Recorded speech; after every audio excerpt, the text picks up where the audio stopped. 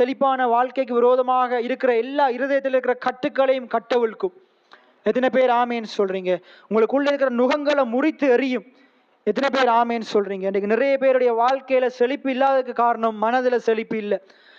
வாழ்க்கையில சுகம் இல்லாததுக்கு காரணம், சரீரத்துல சுகம் இல்லாததுக்கு காரணம் ஆண்டுடைய இந்த வார்த்தைகளை இருதயத்துல வைக்கிறதே இல்லை. முதலாவது உள்ள மனம் மாறினா வாழ்க்கை மாறும். அதனாலதான் நீதிமொழி 23:7 சொல்லுது, ஒரு மனுஷனுடைய நினைவுகள் எப்படியோ அப்படியே அவன். ஆகையினால இந்த இப்படிப்பட்ட போதனைகளை கேட்டு உங்களுடைய நினைவுகளை மாற்றிக்கொள்ளுங்க, உங்களுடைய எண்ணங்களை மாற்றிக்கொள்ளுங்க.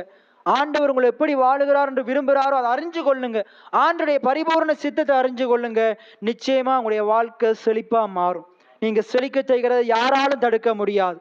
ஆனா நீங்க எடுக்கிற தீர்மானம், நீங்க ஒருவேளை தவறான தீர்மானத்தை எடுப்பீங்களா இருந்தா உங்களுடைய செழிப்புக்கு விரோதமா நீங்களே செய்யப்படுறீங்க. ஆனா சரியான தீர்மானத்தை எடுப்பீங்களா இருந்தா, மனதை மறுரூபப்படுத்தி கொள்வீங்களா இருந்தா, தேவன் இன்னும் உங்களை உயரங்களுக்குள்ள கொண்டு போவார், மேன்மையான வாழ்க்கைக்குள்ள கொண்டு போவார். அதான் சொல்லுது, தீயையும் தண்ணீரையும் கடந்து வந்தோம், செழிப்பான இடங்களில் எங்களை கொண்டு வந்து விட்டீர். தாவீதை செழிப்பான இடத்துக்குள்ள கொண்டு போய் விட்ட ஆண்டவர் உங்களையும் செழிப்பான வாழ்க்கைக்குள்ள கொண்டு போய் விடுவார்.